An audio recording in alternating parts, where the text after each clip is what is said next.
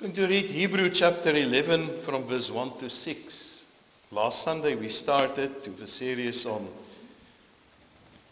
this great chapter of faith and the heroes of faith that is mentioned in this chapter. And last Sunday we looked at the first 3 verses of this chapter. And this morning we're going to look at verse 4 of the life of Abel. And his story is also in Genesis chapter 4. I'm not going to read that, maybe you can read it at home. But it's short, but his life and what happened with him and Cain and Abel, we find in Genesis chapter 4. But I'm going to read Hebrew chapter 11 from verse 1. Now faith is the assurance of things hoped for, the conviction of things not seen. For by it the people of old received their commendation. By faith we understand that the universe was created by the word of God, so that what is seen was not made out of things that are visible. By faith Abel offered to God a more acceptable sacrifice than Cain, through which he was commended as righteous, God commending him by accepting his gifts. And through his faith, though he died, he still speaks. By faith Enoch was taken up so that he should not see death, and he was not found, because God had taken him. Now before he was taken, he was commended as having pleased God. And without faith it is impossible to please him. For whoever would draw near to God must believe that he exists, and that he rewards those who seek him.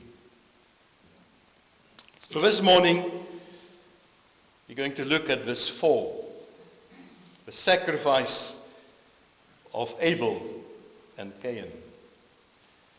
And we've seen last Sunday the importance and the definition of faith, and the assurance and the conviction that a believer have in the promises of God. Even though he does not see many things, he has only the promises, cannot see the future. They believe in God's promises. They stand on those promises as if it is true, as if it is present, as if it has already happened. But also a very important thing for faith is to believe that God is the creator. That he is the creator of heaven and earth, that he exists, we will see later in verse 6. He created everything by his spoken word. He said, let there be light, and there was light. It is God. And it's foundational for our faith to believe in this God who created everything. Someone said there's a generation now that don't believe that God is the creator. That don't believe that there's absolute morality. That don't believe that there is absolute truth. So it's very difficult for many people today to have the concept of a creator. But the Bible says that is the basic thing for our faith. And then the writer continues, as his purpose is with this letter, to write to the Jews and to his Jewish readers, who was in difficulty, and people who was tempted to turn back to the old religion of works. And he reminded them that the new covenant came. It's better than the old one. But Christ came, and he's better. He's the high priest. And he made once an offering, and that was final. And here he's mentioning the examples of people of the Old Testament who lived by faith and not by works. Now someone said that death is never the final word in the life of a righteous person. Every life leaves something behind. What a person say, what they believe, continues in a sense to influence other people after they've gone. There's also people that leave behind harmful influences that spreads destruction. But there's also these people that after they died, they continue to bless other people and guide them in the different generations. And in this sense, the writer is mentioning those people who have died, but they still speak. And Abel is one of those voices that still speaks. Though he lived thousands of years ago, his testimony has never fallen silent. He's still speaking. He belonged to the second generation of humanity, living in a world very different from ours, with far less revealed truth during their time than what we possess maybe today. He wrote no books. He founded no movement. He left behind no great achievement recorded in history. The account of his life in Genesis 4 is actually very brief. But when the writer of the Hebrews wanted to present one of the greatest examples of faith in chapter 11, Abel is placed first. And it's not accidental. Abel's life carries an enduring message about what it truly means to come to God. And his story matters for us as well, because it teaches us about faith. And especially what is genuine faith, what it looks like to approach God. So Abel shows us what faith offers, what it receives from God, and what it may cost the believer. And before examining this verse itself, it's important to note again and understand why Abel is here and appearing in the beginning of this list, because the Jewish believers, they were under pressure to abandon the gospel, to go back to the old system. And chapter 11 makes a central point to these people, that people have always been accepted by God through faith. Not through human effort or any religious performances.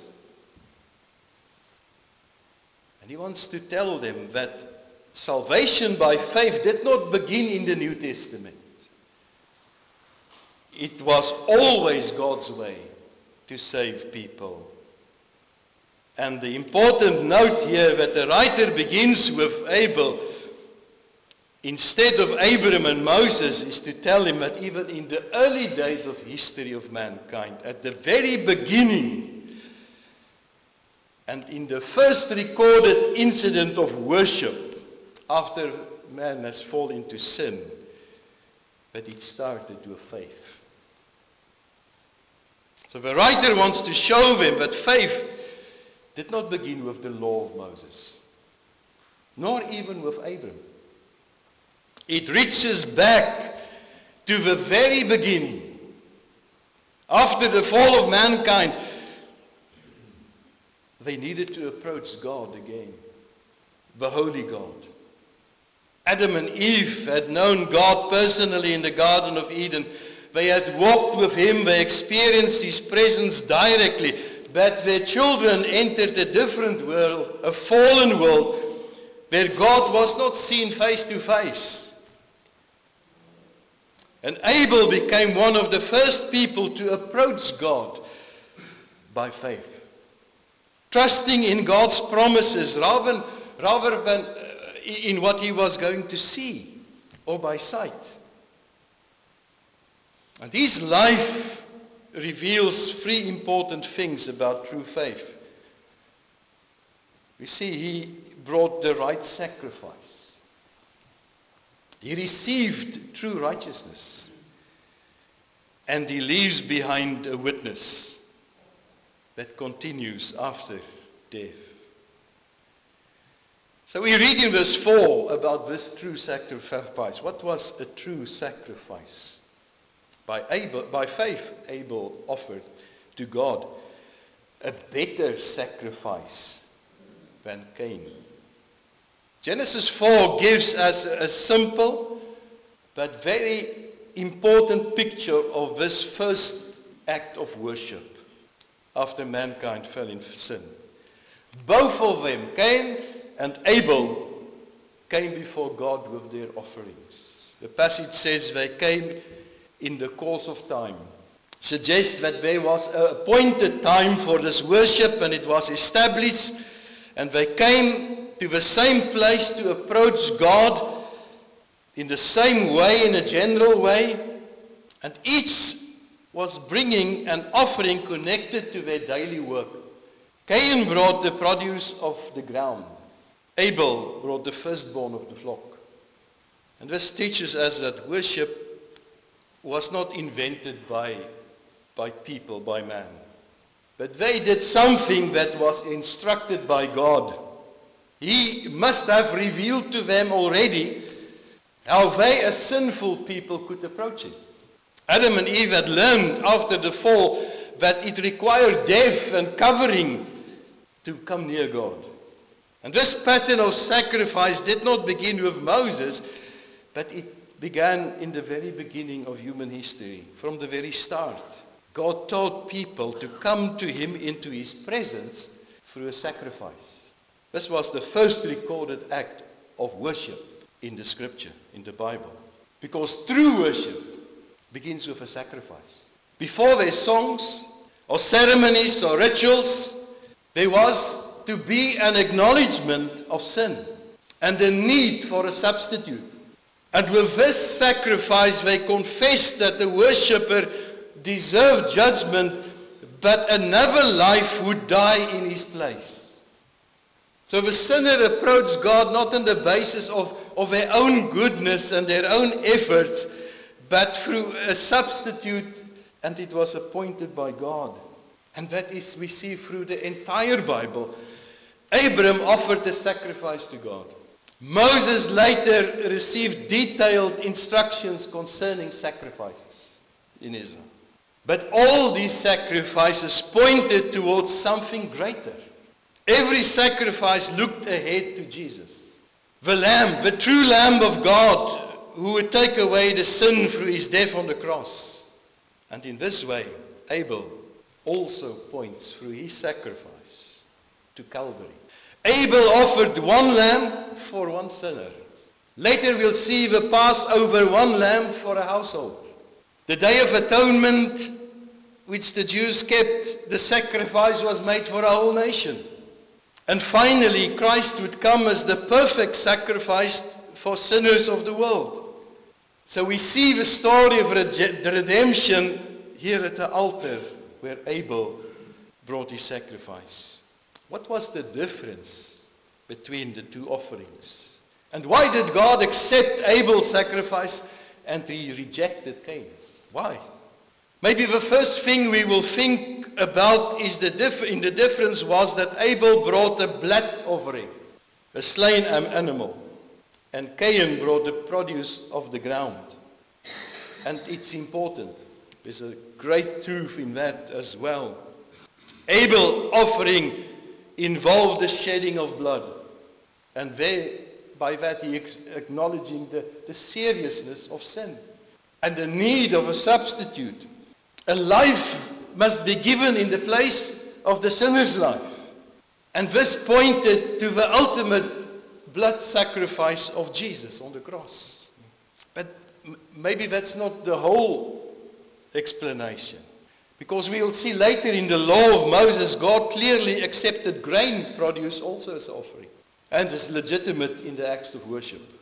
But the problem with Cain's offering was not merely in the type of offering and of his gift, but in his heart, his attitude, and the obedience behind it, the lack of it. And Hebrew gives us the true reason why the one was accepted and the other rejected. Verse 4, by faith, Abel offered to God a better sacrifice. Abel worshipped by faith. And since faith comes from the hearing of God's word, Romans chapter 10, Abel must have responded to what God had revealed in the past to him. God had spoken to him. He had faith. He approached God in the way which God required, bringing a sacrifice in humble obedience to what God is requiring. And he's confessing with that his own sinfulness and his own need for God's forgiveness. Cain also knew what God required. He also knew. Genesis makes it clear. After rejecting Cain's offer, God did not treat him as someone who lacked understanding. Instead, he warned Cain and urged him to do what is right. But Cain's problem was not ignorance, but refusal. He chose to come to God in his own way, on his own terms.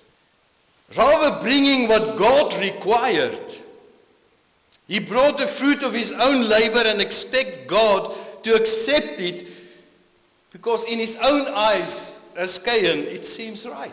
What's wrong with it? It's an offering. So the difference between the true brothers could not be clearer. Abel came saying, in effect, Lord, I'm a sinner. I trust your promise.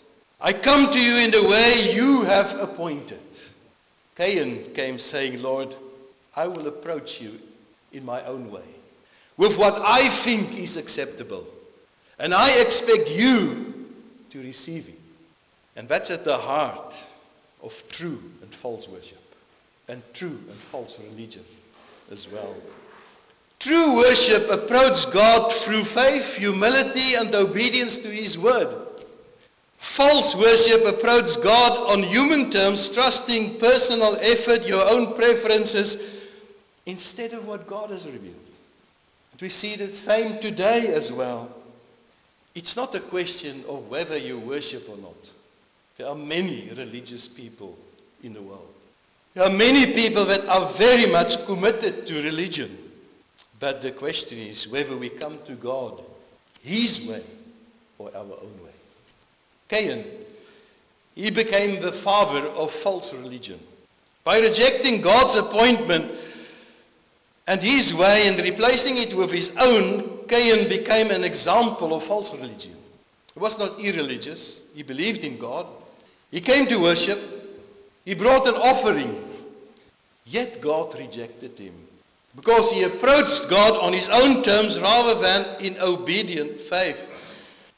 So false religion is not simply unbelief or a lack of sincerity. It is an attempt to come to God in a way he has never commanded. And that's why people in many ways can have their own type of worship and their own religion, and when they try maybe to attract people or to do different things or to like it more, they change it and think that God will accept it. He won't. He has commanded a certain way in which he must be approached, and that is the only way. Cain wanted acceptance without submission, worship without obedience. And we see the pattern throughout the Bible as well. Nadab and Abihu, they offered God an unauthorized fire, and were judged because of that worship. Their own ideas. Their own ideas. King Saul lost favor when he offered a sacrifice in disobedience. Instead of waiting for Samuel, he said, no, I don't want to lose my respect with the soldiers. I'm going to do the offering myself. And the Pharisees as well, they were the same. And Jesus rebuked them as well, because they honored God outwardly, very religiously, trusting in their own righteousness. False faith can often look sincere. Good works, believing in morality, depending on rituals, religious traditions, outward devotion. Others rely on their feelings without true repentance and submission to Christ. But the Bible is clear. God accepts no other foundation for salvation except the one He has provided. Proverbs 14 verse 12 says, there is a way that seems right to man, but it ends in the way of death. Jesus declared in John 14 verse 6, I am the way, the truth and the life, and no one comes to the Father except through me, only one way. And the difference between Cain and Abel was not sincerity or personality or effort, it was faith. And Abel came in humble obedience, God's appointed way. Cain came self-willed, doing what is right in his own eyes. We read in Jude, a small letter in the Bible, almost at the end of the Bible, we read the warning from the writer who said, don't go the way of Cain. Don't go that way. It's a path of religion without repentance. It's worship without obedience. It's self-righteousness instead of faith. Verse 4 says further, through which he obtained the testimony that he was righteous. God testifying about his gifts. Abel obtained righteousness. He brought a sacrifice, and something far greater than acceptance of an offering was happening there. Something greater than that. Because through his faith, this verse tells us, Abel himself was accepted by God. Hebrews says that God testified that Abel was righteous. And isn't that the pivot of everything in our relationship with God, is to be accepted by Him, to be declared by Him that you are righteous. And God declared Abel to be righteous in His sight. He approved of his sacrifice because it rested not on what he brought, but it was accepted because he came to God through faith and obedience. Righteousness in the Bible also doesn't mean sinlessness or perfect. He was not that. And this declaration came not because Abel was perfect and sinless, but he came by faith. And from the earliest pages in the Bible, this message reminds us that's the only way God accepts people. That's the provision He made in the Old Testament, and we see it in the New Testament. And the Genesis tells us exactly the way why God approved Abel's sacrifice. And both of them knew that was God's verdict. Cain knew it. That's why he was jealous and killed his brother. Abel knew it. So it was unmistakable that God accepted Abel's sacrifice and Cain's was rejected. So long before Moses, long before the law, the writer wanted to tell the Hebrew readers that Christ came into this world. And Abel teaches us that great truth. And we have seen it in the letter of Habakkuk, that the righteous shall live by faith. Now Abel, says this verse, still speaks. He's still speaking. And through faith, though he is dead, he still speaks. Abel was murdered by his own brother. Read it in Genesis 4, tragic story. His life was short. He was the first person to die, to be murdered. The first victim in the human history. And by every measure that we can have here on earth, he didn't do many things in his life. He almost left nothing behind. Maybe no descendants, it's not mentioned. Maybe he didn't even have children, we don't know. No great achievements was recorded. And his life ended in violence, was ended by violence. Yet the writer of this book says a remarkable statement, even though he's dead, he speaks. Though his faith, his voice continues to be heard, or through his faith, and his voice is still being heard, thousands of years after he died. And everyone that is willing to listen can hear him speak. When God confronted Cain after the murder, in Genesis 4 verse 10, God said to Cain, the voice of your brother's blood is crying to me from the ground. Abel's blood was shed and it cried for justice. And God heard it. So in a very real sense, Abel's blood continued to speak as well to Cain the rest of his life. Every time Cain tried to farm a land, he was reminded of his crime. And the ground itself was cursed because of what he had done. But the main point is, and the broader point is, and the more powerful one of it, that Abel's life preached about faith. And that's his lasting sermon for every generation. And his life is teaching and still speaking about the nature of true worship, the importance of genuine faith as the only acceptable way to approach God. And his voice has never been silenced for thousands of years. But his brief, his faithful life has left a testimony, and it challenges us as well. So to summarize, what is his life and faith speaks about? 3 things. It speaks about that we come to God by faith and not by works. The way to God is not through human effort or religious performances or moral achievements. And that truth has never changed from the very beginning until now. And it echoed the many verses in the New Testament that says, you're saved by grace through faith and not by works. And the second, we must accept and obey God's revelation rather than our own reason and self-will. Cain's failure was not due to his ignorance, but he refused to submit to God. He chose to worship God on his own terms, his own preferences. And maybe that is very common. We choose our own ways. We don't want to bow before God. We don't want to submit before him. Abel's greatness was in the fact that he humbled himself, his willingness to set his own ideas on the side and obey God's instruction and what God wants. And the third one, sin is severely punished. Cain left the altar, rejected by God, then murdered his brother, became a restless wanderer, and eventually went out from the presence of the Lord. He chose a path of self-will instead of repentance, and he reaped bitter consequences. Bitter consequences. So this story serves also as a warning. God does not overlook sin. He does not accept man's religion, own-made religion, in the place of true faith.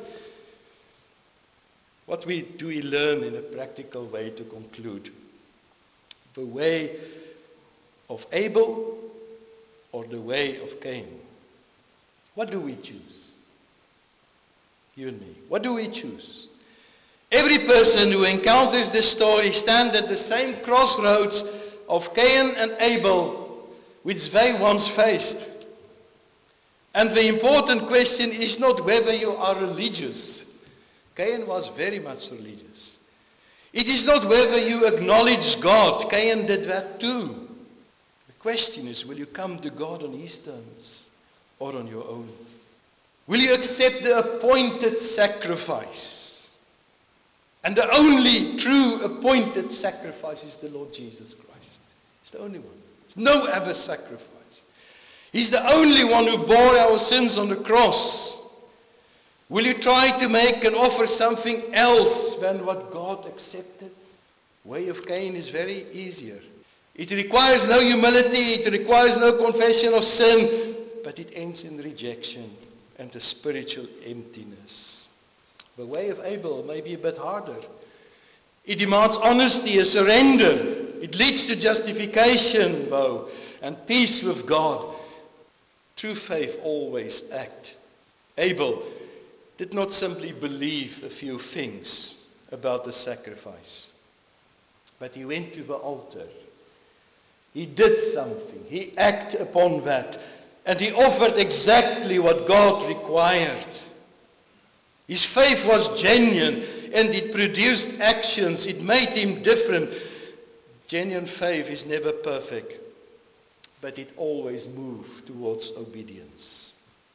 And in the last instance, though dead, we shall still speak. We learn from this. The closing words, though he is dead, he still speaks. And it's applied not only to Abel, but to every believer who lives in faith.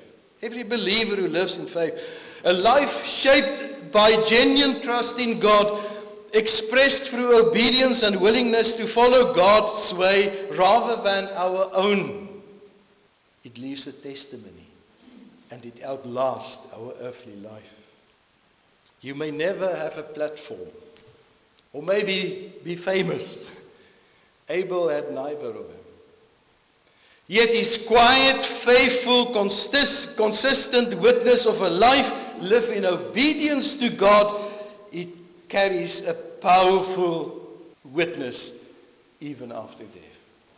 Death could not silence it. And Abel has been preaching for thousands of years now. And he will continue to preach until faith will be sight.